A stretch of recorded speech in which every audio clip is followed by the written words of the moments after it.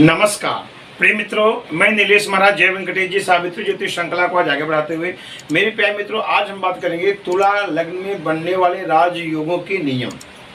प्रिय मित्रों, देखिए काफी हद तक हर बच्चों का या माता पिता का एक ही प्रश्न रहता है कि हमारे बच्चे कुंडली में राजयोग है, कितने राजयोग हैं, उन राजयोगों का लाभ फल कब मिलेगा। अभी तक हमने मेष लग्न से लगा करके कन्या लग्न वालों तक संपूर्ण राजयोग का मैंने नियम बताया।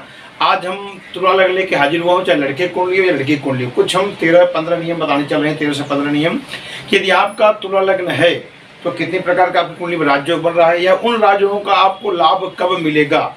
अगर आपको लाभ नहीं मिल रहा है तो उसका उपाय, उसका निदान क्या करना चाहिए, संपूर्ण विवेचन में प्रस्तुत करना। तो एक निवेदन है, यदि आप हमारे चैनल पर नए जो, चैनल को जरूर सब्सक्राइब करें। यदि मेरा वीडियो आपको अच्छा लगे तो आप अवश्य लाइक करें। आगे बढ़ते हैं प्रिय मित्रों, आज का जो मुख्य विषय है कि तुला लग्न में बनने वाले राजयोगों के नियम। प्रिय मित्रों, अपनी कुंडली आप देख सकते हैं। आपने कुंडली देखिए, पहला घर ये है। अगर आपके पहले घर में 7 अंक लिखा है तो समझ लीजिए कि आपकी कुंडली तुला लग्न की कुंडली है, क्योंकि पहले घर में जो अंक रहेगा वही लग्न कहा जाएगा।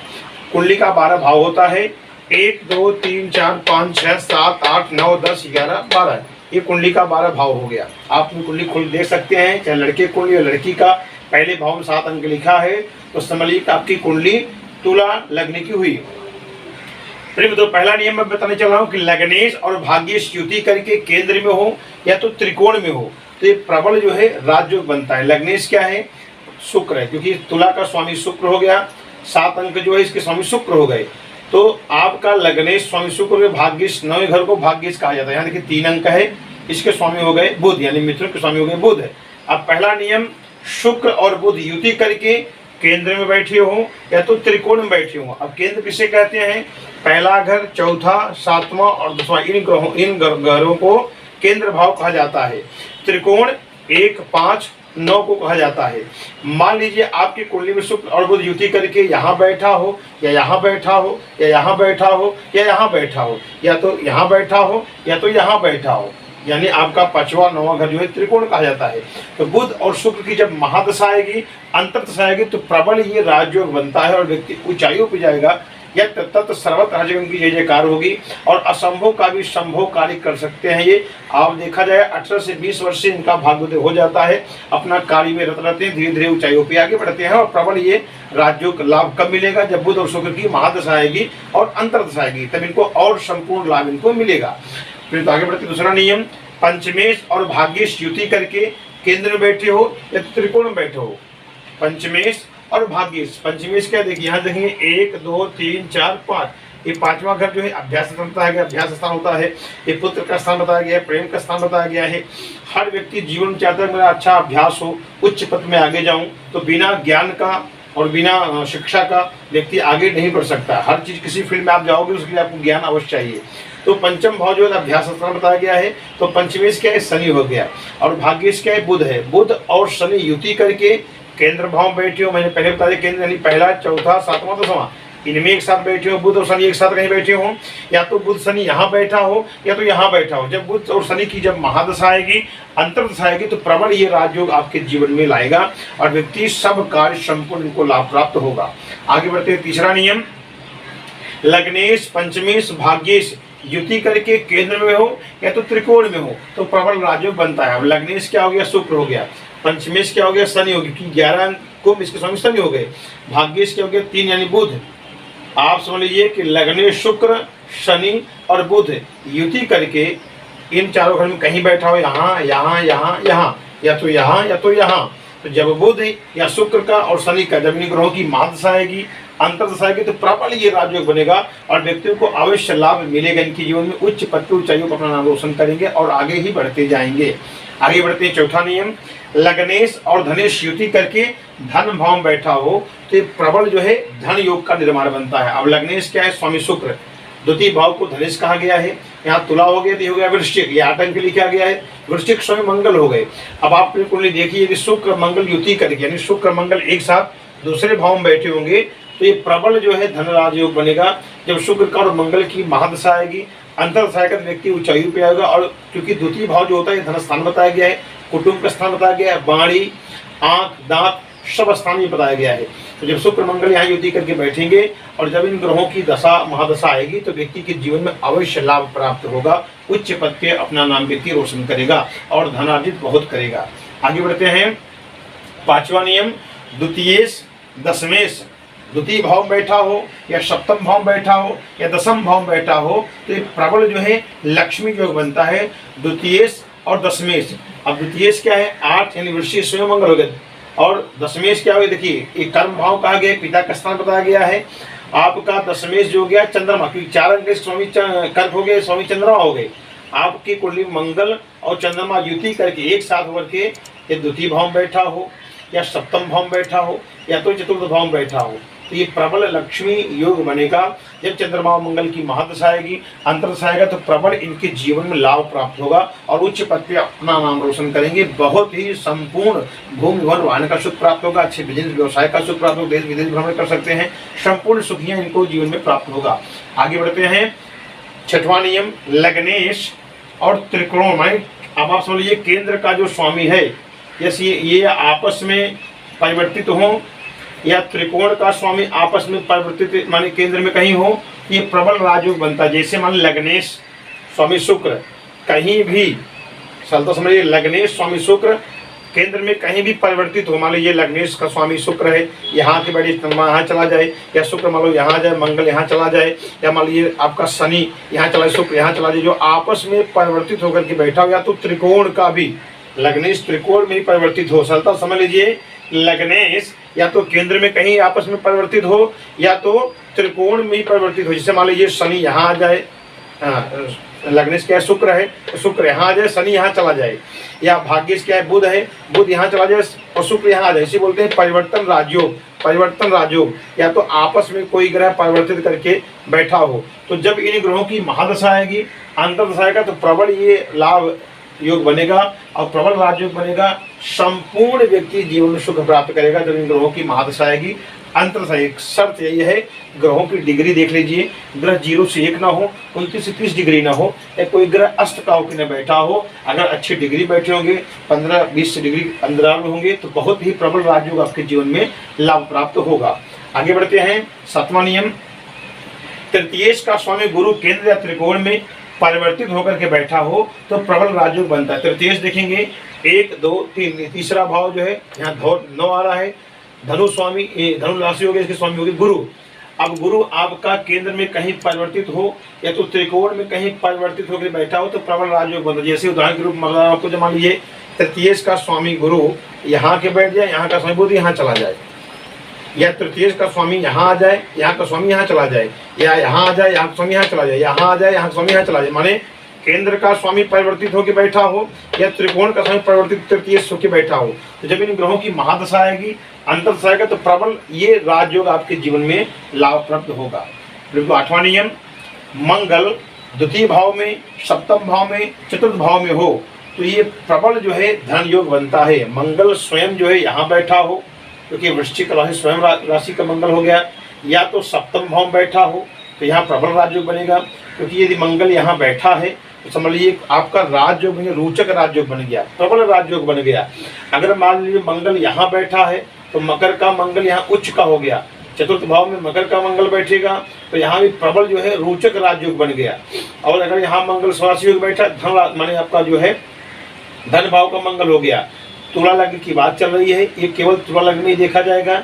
अगर मंगल यहाँ बैठा द्वितीय भाव में या तो सप्तम बैठा हो या दसम भाव बैठा हो तो प्रबल ये धन राजयोग बनेगा। जब मंगल की महादशा आएगी, अंतर्दशा आएगी तो व्यक्ति ऊंचाइयों पे जाएगा, 0 बन जाएगा, प्रबल जो है बिजनेसमैन होगा, भूमि भवन वाहन का सुख जीवन प्राप्त होगा, देश विदेश भ्रमण करेंगे, अच्छी पत्नी की प्राप्ति होगी, संपूर्ण इनके जीवन में सुख प्राप्त ये मंगल दिलाएगा। आगे बढ़ते हैं। 9वां नियम, शनि पंचम भाव में बैठा हो और मंगल सिंह राशि का लाभ भाव में बैठा हो तो प्रबल जो है ये राजयोग बनता है। अब पंचम भाव ये है, अगर शनि यहाँ बैठा हो और मंगल सिंह का यानी लाभ भाव में बैठा हो, मंगल सत्ता समझ लीजिए, आप लग्न की बात चल रही है।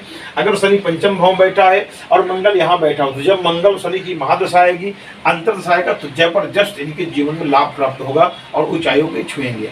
10वां नियम, यदि मंगल बुध से परिवर्तित होकर कुंडली में बैठा हो तुला लग्न में कहीं भी तो प्रबल ये राजयोग बनता है। जैसे मैं उदाहरण बता रहा हूँ, मानिए द्वितीय क्या है, मंगल, क्योंकि 8 का समय मंगल हो गया, और सप्तमेश भी मेष है, मेष समय मंगल हो गया। अगर मान लीजिए मंगल कहीं, यहाँ का मंगल यहाँ बैठा हो, यहाँ का बुध यहाँ बैठा हो, मान लीजिए मंगल अगर पूर्णिम यहाँ, यहाँ का मंगल अगर यहाँ गया हो, मिथुन स्वामी बुध यहाँ गया हो, या इधर देखिए कन्या का ही बुध होता है, या मंगल यहाँ बैठा हो, यहाँ का बुध यहाँ बैठा हो, या मान लीजिए बुध यहाँ बैठा हो, मंगल यहाँ बैठा हो, तो ये जबरदस्त प्रबल राजयोग बनेगा। जब मंगल बुध की महादशा आएगी, अंतरदशा आएगा, तो जीवन में ऊंचाइयों पे छुएंगे, उच्च पद पर नाम रोशन करेंगे। आगे बढ़ते हैं।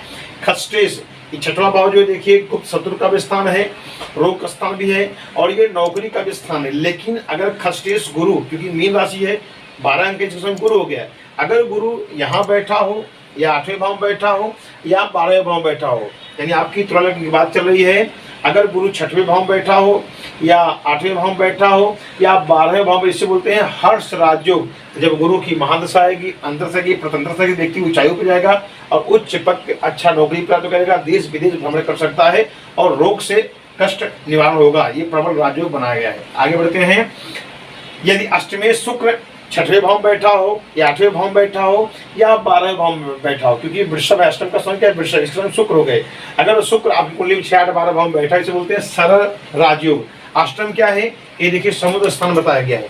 ये अष्टम क्या है, गुप्त स्रोत करता बताया गया है। व्यक्ति अच्छा अध्ययन कर सकता है, तंत्र सीख सकता है, विद्या सीख सकता है, अच्छा ज्ञान प्राप्त कर सकता है, देश विदेश जल के माध्यम से जा सकता है, और उच्च पद पे अपना नाम रोशन कर सकता है।